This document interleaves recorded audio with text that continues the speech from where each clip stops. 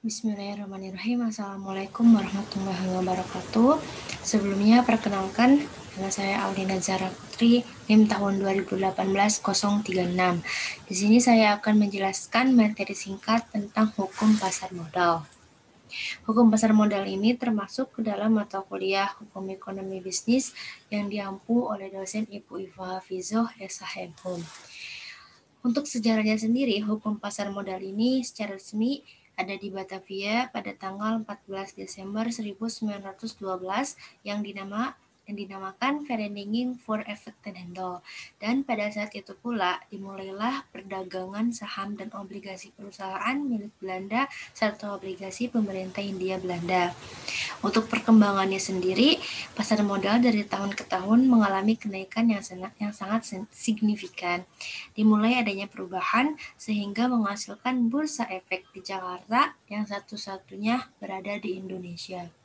Untuk aktivitasnya sendiri, pasar modal ini dilakukan sangat banyak, yang diantaranya untuk membantu para investor dan perusahaan transaksi dalam berekonomi. Lalu dalam hukum pasar modal dikenal dengan adanya pasar keuangan.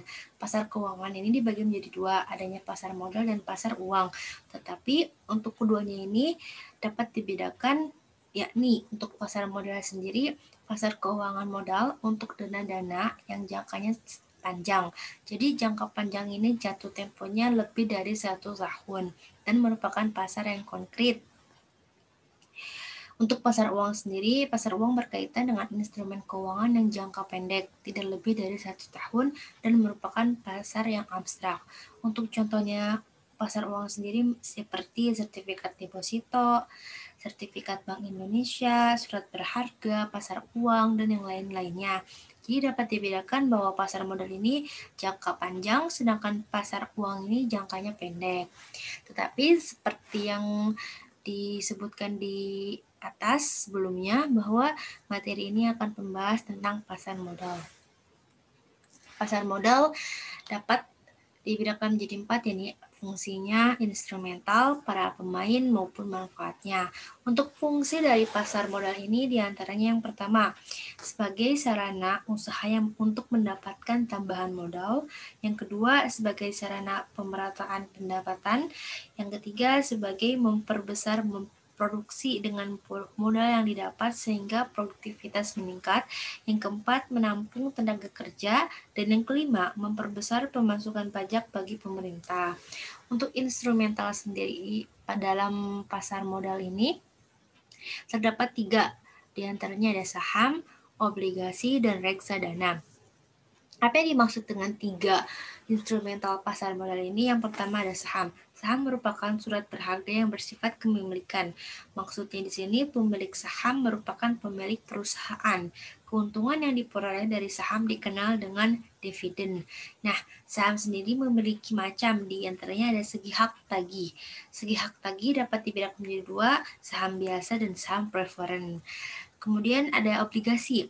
Obligasi merupakan atau instrumen utang merupakan bukti utang yang dikeluarkan oleh suatu perseroan terbatas dengan tujuan mendapatkan modal. Untuk macam-macam obligasi diantaranya ada 5. Yang pertama ada segi peralihan, segi jaminan yang diberikan atau hak klaim, segi cara penetapan maupun pembayaran bunga ataupun pokok, segi penerbit, dan segi jatuh tempo. Untuk reksadana merupakan sertifikat yang menjelaskan bahwa pemiliknya atau investor menyerahkan sejumlah dana tertentu untuk digunakan sebagai modal berinvestasi.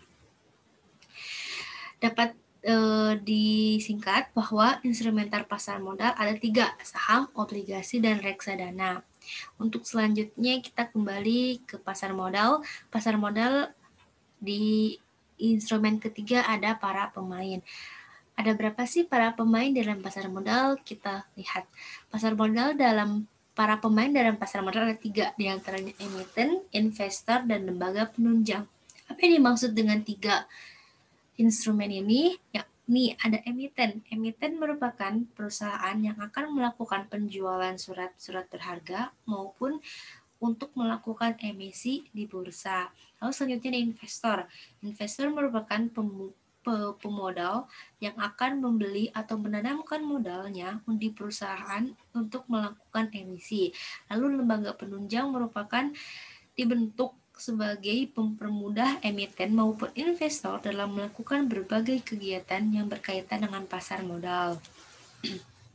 Selanjutnya ada manfaat. Untuk manfaat dari pasar modal ini diantaranya yang pertama menyediakan sumber pembiayaan yang jangka panjang bagi dunia usaha sekaligus memungkinkan alokasi dana secara optimal. Lalu yang kedua memberikan wahana investasi yang beragam bagi investor sehingga memungkinkan untuk melakukan diversifikasi. Lalu yang ketiga menyediakan leading indikator bagi perkembangan perekonomian suatu negara. Dan yang terakhir, penyebaran kepemilikan perusahaan sampai pada lapisan masyarakat menengah. Lalu, sekian dari saya. Mohon maaf apabila ada kata yang disengaja maupun tidak disengaja. Semoga bermanfaat bagi para pembaca dan penonton. Terima kasih. Wassalamualaikum warahmatullahi wabarakatuh.